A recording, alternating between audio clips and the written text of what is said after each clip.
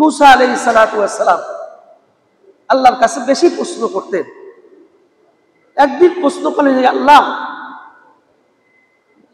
তুমি গজব দাও, এই গজবের মধ্যে দেখা যায় ভালো মানুষগুলিও তুমি মেরে ফেলো, তাদেরকে ওই গজবের মধ্যে তুমি পতিত করে ফেলো, কারণ কি?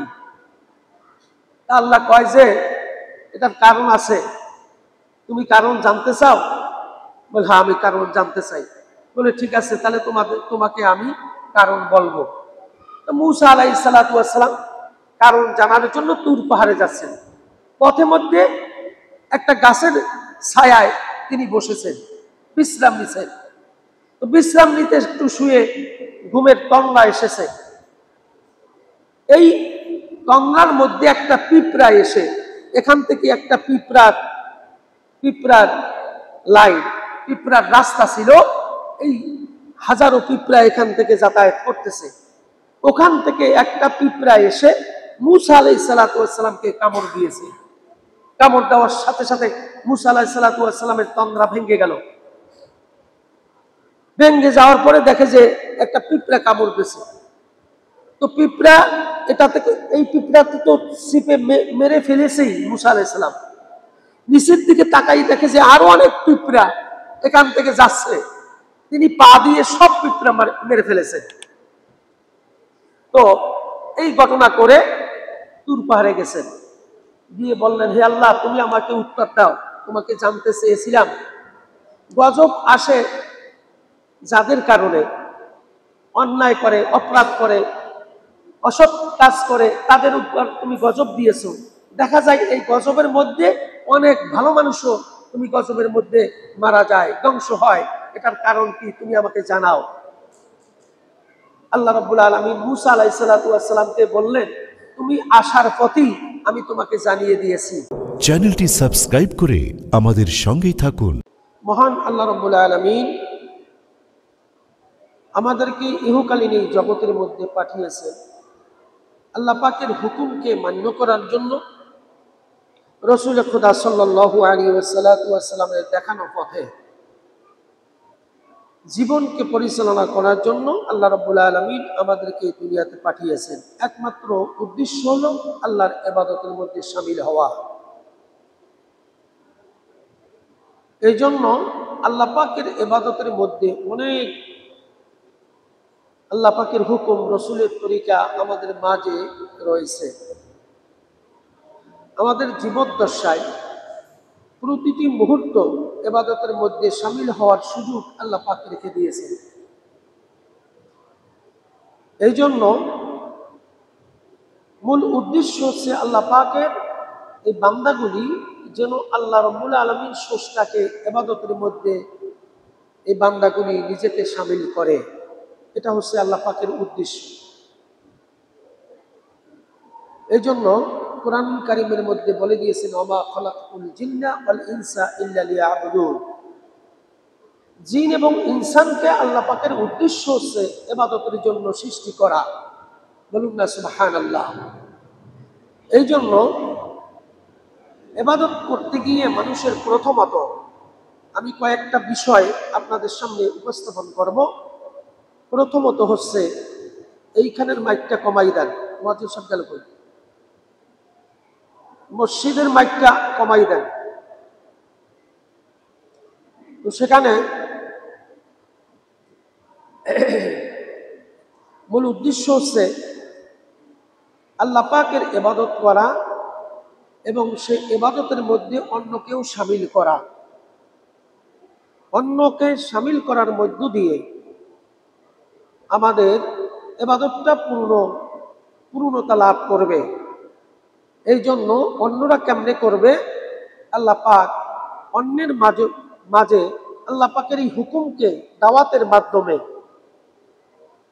প্রচারের মাধ্যমে আল্লাহ রাব্বুল আলামিন ঘোষণা দিয়েছেন, তোমরা নিজেরাও ইবাদতের মধ্যে শামিল হও এবং অন্যদেরকেও ইবাদতের মধ্যে শামিল হওয়ার জন্য নিজেদেরকে সম্পৃক্ত করো। এই জন্য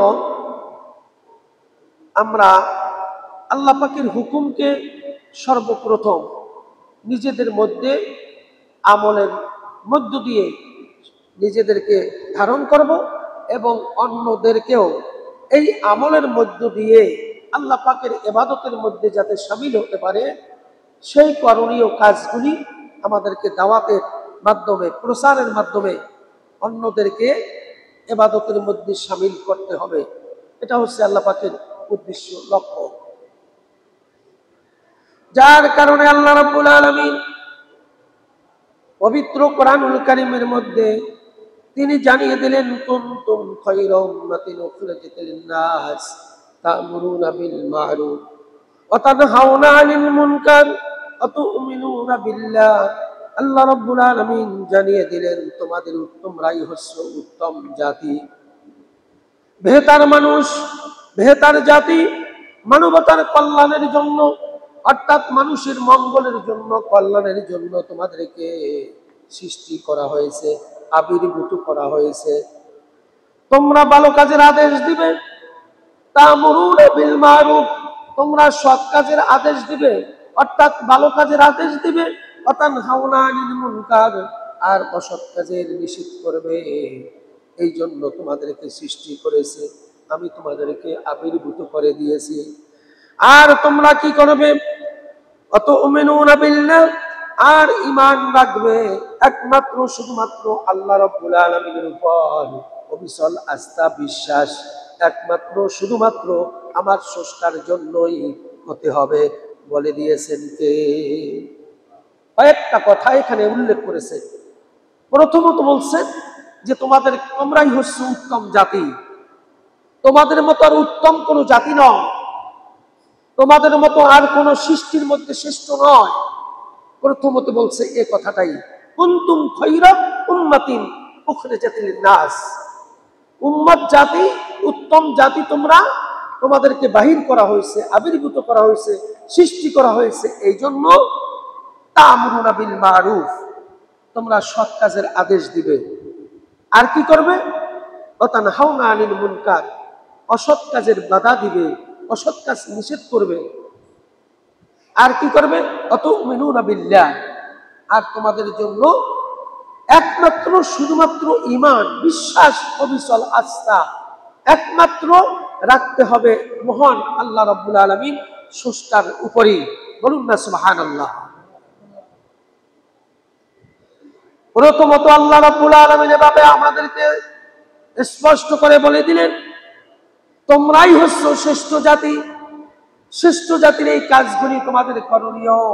তোমরা ভালো কাজের আদেশ দিবে, মন্দ কাজের নিষেধ করবে, আর ঈমান, অবিচল আস্থা, বিশ্বাস একমাত্র আল্লাহর উপরই রাখবে। আল্লাহ পাক এটা আমাদেরকে কেন জানালেন? এই জন্যই বললেন, যেহেতু তোমরা উত্তম জাতি, ভালো জাতি, শ্রেষ্ঠ জাতি, তোমাদের মতো আর ভালো জাতি আমি সৃষ্টি করি নাই, তোমাদের মতো আর কোন ভালো সৃষ্ট জীবের মধ্যে কোন জীবকে আমি সৃষ্টি করি নাই। এই জন্য আল্লাহ পাক জানিয়ে দিলেন, ওয়ালাকাদ কাররামনা বানি আদম, অর্থাৎ আদম সন্তানদেরকে আল্লাহ রাব্বুল আলামিন সম্মানিত করে সৃষ্টি করে দিয়েছেন। এমন কোন সম্মানের আর কোন জীব নাই যা নাকি আদম সন্তান অর্থাৎ মানুষের মাঝে যেভাবে সম্মান দিয়েছেন, এই সম্মান কোন সৃষ্টি জীবকে আল্লাহ পাক দেন নাই। বলেছেন কে? আমার আল্লাহ। এরপরে আবু হুজুর পাক সাল্লাল্লাহু আলাইহি ওয়াসাল্লাম বলেন, আন হুযায়ফা রাদিয়াল্লাহু তাআলা থেকে এই হাদিসটি চয়ন করা হয়েছে। আনিন নবী সাল্লাল্লাহু আলাইহি ওয়াসাল্লাম, ওয়াল্লাযী নাফসি বিয়াদিহি লাতা'মুরুন্না বিল মা'রুফ ওয়া তানহাউনা আনিল মুনকার আও লা ইউশিকান্নাল্লাহু আও ইয়াবআসা আলাইকুম ইকাবাম মিনহু সুম্মা তাদউনাহু ফালা আস্তাজাবু লাকুম। হুযায়ফা রাদিয়াল্লাহু তাআলা থেকে হাদিসটি আল্লাহর রাসূল বলেছেন। হুযায়ফা বললেন, হুজুর পাক সাল্লাল্লাহু আলাইহি ওয়াসাল্লাম তিনি বলেন, আমার জীবন যার হাতে সে সত্তার শপথ, অবশ্যই অবশ্যই তোমরা ভালো কাজের আদেশ দেবে। বলেছেন আমার রাসূল। হুযায়ফা রাদিয়াল্লাহু তাআলা এই হাদিসটা তার থেকে নেওয়া হয়েছে যে তিনি বলেছেন, আমার রাসূলের কাছে আমি শুনেছি, রাসূল বলেছেন যেই সত্তার কাছে আমার প্রাণ, যেই সত্তার কাছে আমার জান, সেই সত্তার শপথ যে অবশ্যই অবশ্যই আমার কি করব, ভালো কাজের আদেশ দিবে। সাহাবা কেরাম আজমাইনদেরকে তিনি বললেন, ওই সত্তার শপথ, যেই সত্তা আমাদেরকে সৃষ্টি করেছেন তার শপথ, তোমরা ভালো কাজের আদেশ দিবে। আর কি করবে? অসৎ কাজের নিষেধ করবে।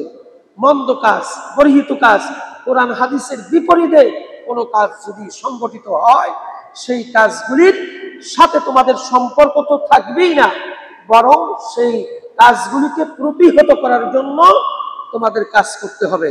বলে দিয়েছেন কে?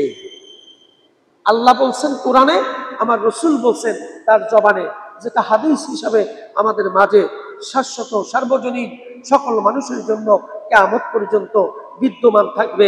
বলুন না সুবহানাল্লাহ।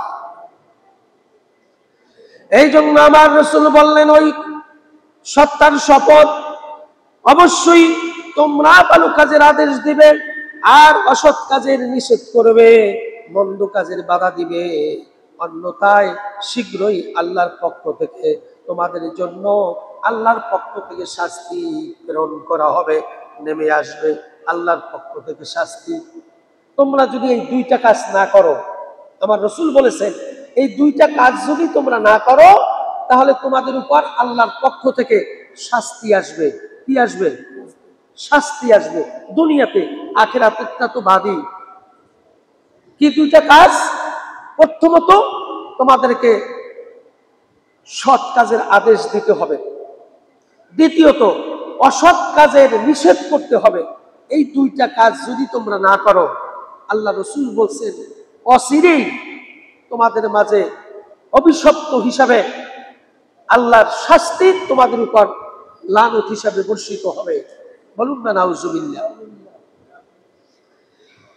এই জন্য আমার রসুল বলছেন, অন্যথায় শীঘ্রই আল্লাহর পক্ষ থেকে তোমাদের জন্য শাস্তি প্রেরণ করবেন। তখন তোমরা তার নিকট যদি দোয়া করো, প্রার্থনা করো, হে আল্লাহ এই বিপদ থেকে আমাদেরকে বাঁচাও, এই মুসিবত থেকে আমাদেরকে বাঁচাও, আল্লাহ পাক তোমাদের ওই দোয়াও কবুল করবেন না। বলেছেন আমার রসুল। বিপদে পড়ে গেছো, বিপদ হওয়ার পরে, মুসিবত হওয়ার পরে তোমরা আল্লাহর কাছে দোয়া করতেছে, হে আল্লাহ এই মুসিবত থেকে তুমি আমাদেরকে বাঁচাও, আমার রসুল বলছেন এই দোয়া তোমাদের কবুল হবে না। বলুন না নাউজুবিল্লাহ। আল্লাহ পাক এটার থেকে আমাদেরকে মাফ করুন। সকলে বলে আমিন। কি কাজ? যদি নাকি সৎ কাজের আদেশ না দাও, অসৎ কাজের নিষেধ না করো, আল্লাহর পক্ষ থেকে গজব নেমে আসবে শাস্তি হিসাবে তোমাদের উপরে। আমার রসুল বলেছেন, ওয়াল্লাযী নাফসি বিয়াদি লাতা'মুরুন্না বিল মারুফ ওয়া লাতানহাউনা আনিল মুনকার আও ইউশিকান্নাল্লাহু আও ইয়াবআসা আলাইকুম ইকাবাম মিনহু সুম্মা তাদউনা ফালা ইস্তাজাবু লাকুম। আমার রসুল বললেন, এই দুইটা কাজ যদি তোমরা না করো, তাহলে আল্লাহর পক্ষ থেকে শাস্তি তোমাদের উপর আসবে। ওই সময়ের মধ্যে তোমরা যদি দোয়া করো, তাহলে ওই দোয়াও আল্লাহ পাক কবুল করবেন না, ওই দোয়া কোনো কাজে আসবে না। যেহেতু তোমরা আল্লাহর হুকুম মাফিক সৎ কাজের আদেশ দাও নাই, অসৎ কাজের নিষেধ করো নাই, বরং নিষেধ তো করো নাই, বরং অসৎ কাজ যারা করেছে তাদের পক্ষ অবলম্বন করে তাদের কর্মী বনে গেছো। ঠিক না বেঠি? আছে কি নাই? আমাদের অনেক নেতা আছে, জেনে শুনি আমরা জানি এই নেতা মদ খায়, গাঁজা খায়, এই নেতা অসৎ কাজ করে, চুরি করে, ডাকাতি করে, সরকারি টাকা লুট করে। এটা কথা, তাদের পক্ষ নিছি, তাদের পক্ষে কথা বলছি। আছে কি নাই? আছে কি নাই? তাহলে কি শাস্তি আসতে পারে বুঝতে পারেন। শুধুমাত্র অসৎ কাজের, অসৎ কাজগুলি, অন্যায় কাজগুলি আপনি বাধা দেন নাই, এই জন্য আল্লাহর পক্ষ থেকে শাস্তি আসবে বলেছেন আমার রসুল। যদি তার পক্ষ অবলম্বন করেন, এমন শাস্তি আসবে, সেই শাস্তির থেকে বেঁচে ওঠা খুব কঠিন হয়ে যাবে। এটা বুঝতে হবে আপনাদেরকে। ঠিক কিনা? এই জন্য আমার রাসূল বলছেন ওই সময়ের মধ্যে দোয়া করবা, প্রার্থনা করবা, আল্লাহর কাছে মাফ চাইবা, আল্লাহ তুমি আমাদেরকে মাফ করো, আমরা এই বিপদ থেকে বাঁচতে চাই। আল্লাহর রাসূল বলছেন তোমাদের ওই দোয়া কবুল হবে না, যেহেতু আল্লাহর হুকুম তোমরা মানো নাই, সৎ কাজের আদেশ দাও নাই, অসৎ কাজের নিষেধ করো নাই, এই জন্য তোমাদের দোয়া আল্লাহর পক্ষে কবুল হবে না, আল্লাহ তোমাদের দোয়া কবুল করবেন না। আর বলেছেন সৎ লোকেরা যদি খারাপ লোকদের অন্যায় কাজ থেকে বিরত না রাখে, তাহলে খারাপ লোকদের পাপাচারের কারণে যে গজব নেমে আসবে, তা থেকে সৎ ব্যক্তি যারা ভালো কাজ করেছে তারাও রেহাই পাবে না, বলেছেন আমার রাসূল। বলুন না সুবহানাল্লাহ। মুসা আলাইহিস সালাতু ওয়াস সালাম আল্লাহর কাছে বেশি প্রশ্ন করতেন। একদিন প্রশ্ন করলেন, আল্লাহ তুমি গজব দাও, এই গজবের মধ্যে দেখা যায় ভালো মানুষগুলিও তুমি মেরে ফেলো, তাদেরকে ওই গজবের মধ্যে তুমি পতিত করে ফেলো, কারণ কি? আল্লাহ কয় যে এটার কারণ আছে, তুমি কারণ জানতে চাও? বলে হ্যাঁ আমি কারণ জানতে চাই।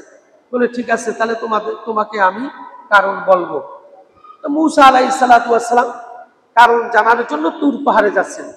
পথে মধ্যে একটা গাছের ছায়ায় তিনি বসেছেন, বিশ্রাম নিছেন। তো বিশ্রাম নিতে একটু শুয়ে ঘুমের তন্দ্রা এসেছে।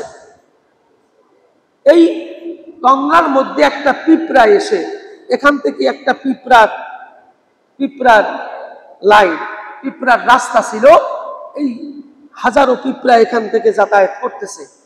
ওখান থেকে একটা পিঁপড়া এসে মুসা আলাইহিস সালাতু ওয়াস সালামকে কামড় দিয়েছে। কামড় দেওয়ার সাথে সাথে মুসা আলাইহিস সালাতু ওয়াস সালামের তন্দ্রা ভেঙে গেল। ভেঙে যাওয়ার পরে দেখে যে একটা পিঁপড়া কামড় দিয়েছে। তো পিঁপড়া এই পিঁপড়াতে তো ছিপে মেরে ফেলেছেই মুসা আলাইহিস সালাম। নিচের দিকে তাকাই দেখে যে আরো অনেক পিঁপড়া এখান থেকে যাচ্ছে, তিনি পা দিয়ে সব পিঁপড়া মেরে ফেলেছে। তো এই ঘটনা করে তুর পাহাড়ে গেছেন, গিয়ে বললেন হে আল্লাহ তুমি আমাকে উত্তর দাও, তোমাকে জানতে চেয়েছিলাম গজব আসে যাদের কারণে, অন্যায় করে, অপরাধ করে, অসৎ কাজ করে, তাদের উপর তুমি গজব দিয়েছো। দেখা যায় এই গজবের মধ্যে অনেক ভালো মানুষও তুমি গজবের মধ্যে মারা যায়, ধ্বংস হয়, এটার কারণ কি তুমি আমাকে জানাও। আল্লাহ রাব্বুল আলামিন মুসা আলাইহিস সালাতু ওয়াস সালামকে বললেন তুমি আসার পথেই আমি তোমাকে জানিয়ে দিয়েছি। বলুন না সুবহানাল্লাহ। কি করছে? আল্লাহ পাক উত্তর দিলেন তুমি আমার তুর পাহাড়ে আসার পথে এটার উত্তর তোমাকে দিয়ে দিয়েছি। বলুন না সুবহানাল্লাহ। এখন মুসা আলাইহিস সালাম বলতেছে কই আপনি উত্তর দিলেন কই? আল্লাহ পাক বললেন তুমি যে গাছের ছায়ার নিচে বসেছিলে ওখানে তন্দ্রার মধ্যে তোমার ঘুম যে ভেঙে দিল কয়টা পিঁপড়া? ভাই একটা পিঁপড়া আমাকে কামড় দিয়েছিল। কয় পিঁপড়া মারছো কয়টা? কয় শত শত মারছি। কেন মারলাম?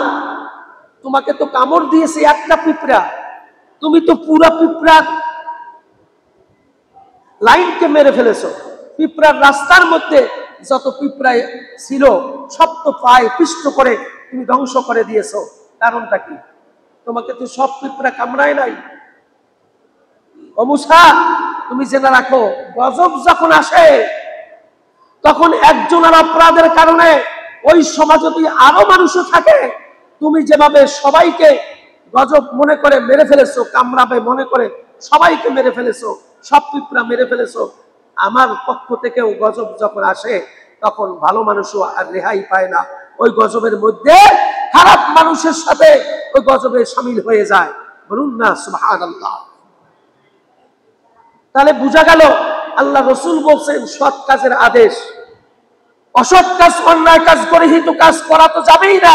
যারা করছে তাদের পক্ষ অবলম্বন করা তো দূরের কথা, তাদের বিরুদ্ধে নিষেধাজ্ঞা জারি করতে হবে। এটা হুকুম আল্লাহ রাসূলের, ঠিক না বেঠিক?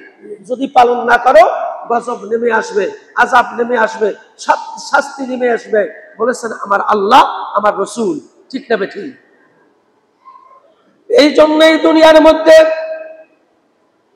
দাওয়াত আমাদেরকে দিতে হবে ইবাদতের উদ্দেশ্যে। আমাদের ইবাদতের উদ্দেশ্যে এই দুনিয়ার জমিনের মধ্যে আমাদের জন্য ইবাদতের মধ্যে সর্বশ্রেষ্ঠ ইবাদত হচ্ছে নামাজ, সালাত। যেই কওমের মধ্যে, যেই দলের মধ্যে, যেই গোত্রের মধ্যে, যেই দলভুক্তর মধ্যে নামাজ কায়েমের কোনো কথা হয় না, ওই দলভুক্তের মধ্যে আপনি ইমানদার হিসাবে থাকা কোনো ক্রমেই সম্ভব না। যেহেতু যদি আপনি থাকেন কোনো দল, কোনো গোত্র, কোনো কওমের সাথে যদি আপনি থাকেন, ওই কওমের লোকেরা নামাজ কায়েম করে না, নামাজের কথা বলে না, নামাজ পড়ার জন্য উৎসাহিত করে না, অবশ্যই আপনি নামাজ পড়েন, আপনাকে ওই কওম, ওই দল থেকে ফিরে আসতেই হবে। না হলে ওই রকমের মুসা আলাইহিস সালাতু ওয়াস সালাম একটা পিঁপড়া মারার কারণে, কামড়ানোর কারণে সমস্ত পিঁপড়া যেভাবে মেরে ফেলেছে, তোমার ইবাদত কোনো কাজে আসবে না। তোমার কওমের মধ্যে, তোমার দলের মধ্যে যদি আল্লাহর হুকুম পালনার্থে দিনের দাওয়াত, ইসলামের দাওয়াত যদি না থাকে, তাহলে ওই কওমের উপর যে আযাব আসবে, তুমিও নামাজ পড়ো, তোমাকেও ওই কওমের সাথে থাকার কারণে আযাবে পতিত হবে। বলে দিয়েছেন কে? দেখা গেছে অনেক মানুষ খুব নামাজি, 5 ওয়াক্ত নামাজ পড়ে, কিন্তু সে যে দলটা করে, সে কওম, যে কওমটা কওমের সাথে চলে, যে গোত্রের সাথে চলে, ওই গোত্রটা, ওই দলটা, ওই কওমটা নামাজের কথা বলেও না, আজান হয়ে যায়, বক্তৃতা দিতে থাকে। আছে কি নাই? এমন দল আছে না? তুমি কি করো? তুমি একজন নামাজি, কিন্তু ওই দলটাকে তুমি সাপোর্ট করো। কোরআনের ভাষায় আমার আল্লাহ এবং আল্লাহ রসুল বলছেন, এই কওমের মধ্যে যে গজব আসবে, যে আযাব আসবে, সে আযাব তুমিও রেহাই পাবে না, তুমি যতই নামাজি হোক না কেন। যেহেতু তুমি সাপোর্ট করছো, সমর্থন করছো একজন বেনামাজিকে, একটা কওম, দলকে, যেই দলটা নামাজের কথা বলে না, বেনামাজি, সেই দলের সাপোর্ট করার কারণে তোমার উপরও আযাব আসবে, দুনিয়া আখিরাতে। ঠিক না বেঠিক? এই জন্য ইন্নাস সালাতা কানাত আলাল মুমিনিনা কিতাবাম মাওকুতা, আল্লাহ রাব্বুল আলামিন বললেন, নিশ্চয়ই সময় মতো সালাত আদায় করা ঈমানদারগণের জন্য ফরজ করে দিয়েছেন কে? তুমি এমন দলের সাথে থাকবা, এমন গোত্রের সাথে থাকবা, এমন কওমের সাথে থাকবা, ওই কওমটা, ওই দলটা, ওই গোত্রটা আল্লাহু আকবার দলির সাথে সাথে ওই গোত্রের নেতাই নিজে ইমামতি করে নামাজ আদায় করে, তুমি তাদের সাথেই সম্পৃক্ত থাকবে। বলেছেন কে? তাহলে বাঁচার উপায় আছে। এছাড়া তুমি যত নামাজি হও, তাসবিহ টিপো, জিকির করো, হজ করো, যাকাত দাও, কোনো কাজে আসবে না। তোমার এই যাকাত, নামাজ কোনো কাজে আসবে না যদি নাকি তোমার দলটা হয় বেনামাজির দল। ঠিক না বেঠিক? আল্লাহ রাব্বুল আলামিন বললেন, আহমুর আলাকা বিসসালাতি ওয়াসতাবির আলাইহা লা নাসআলুকা রিজকান নাহনু নারযুকুকা ওয়াল আকিবাতু লিত্তাকওয়া। অনেক সময় অনেকে মনে করে, আমার নেতাকে যদি ধরে রাখতে পারি, যদিও বেনামাজি, আমার রিজিকের ব্যবস্থা হবে, আমার চাকরির সুব্যবস্থা হবে, আমার ভালো মন্দের সব কিছু আমার নেতা দেখবে। যদি এইটা মনে করে কোনো বেনামাজির সাথে তোমার সম্পর্ক হয়, আল্লাহ পাক জানিয়ে দিলেন, আল্লাহ পাকের পক্ষ থেকে রিজিকের মালিক, সমস্ত ভালো মন্দের মালিক একমাত্র আল্লাহ। তোমাকে এটা স্পষ্টভাবে জানিয়ে দিলেন কে? তুমি তোমার পরিবার পরিজনকে সালাত আদায়ের নির্দেশ দাও। আমুর আহলাকা বিসসালাতি ওয়াসতাবির, আমুর আহলাকা বিসসালাতি ওয়াসতাবির। আল্লাহ পাক বলছেন, তোমার পরিবার পরিজনের উপর নামাজ কায়েমের জন্য, নামাজ পড়ার জন্য তুমি দাওয়াত দাও। বলুন না সুবহানাল্লাহ। এরপর কি করো? লা নাসআলুকা রিজকান নাহনু নারযুকুকা ওয়াল আকিবাতু লিত্তাকওয়া। তুমি যদি অবিচল থাকো, নির্দেশ দেওয়ার পরে তুমিও তা আদায় করো এবং এটার উপর তুমিও অবিচল থাকো। আমি তোমার নিকট রিজিক চাই না, বরং তোমাদেরকে আমি রিজিকের ব্যবস্থা করে দিব। বলেছেন কে? ও মুসলমান, তুমি নামাজ পড়ো, তোমার কওমের কওম যারা আছে, গোত্র যারা আছে, পরিবার পরিজন যারা আছে, তাদেরকেও নামাজ পড়ার জন্য হুকুম করো। তাহলে রিজিক দিবেন কে? নেতার কাছে রিজিক চাইতে হবে না, কোন নেতার কাছে চাকরির জন্য পিছনে পিছনে ঘুরতে হবে না, কোন নেতার সহানুভূতি পাওয়ার জন্য পিছনে পিছনে ঘুরঘুর করতে হবে না।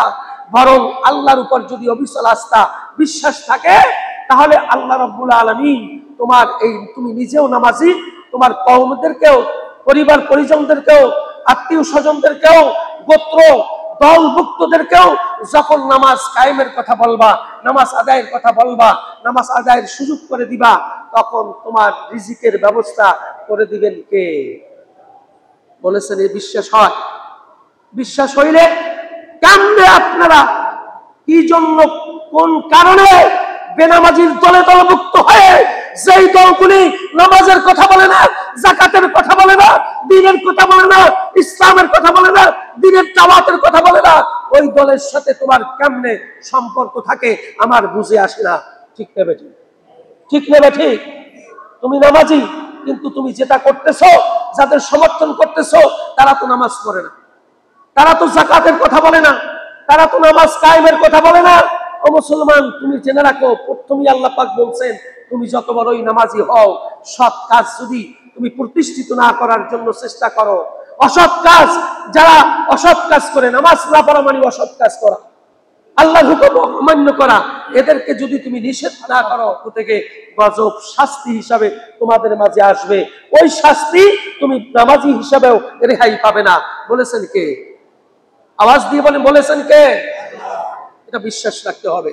যেহেতু এই দাওয়াতটা প্রত্যেক নবী এবং রসুলদের উপর এই ইবাদত করার জন্য এই দাওয়াত আল্লাহর পক্ষ থেকে নবী রাসূল, প্রত্যেকটা নবী এবং রাসূলদেরকে আল্লাহ পাক দিয়েছেন যে এই কথাগুলি প্রত্যেকটা মানুষকে বলতে হবে এবং করানোর জন্য চেষ্টা করতে হবে।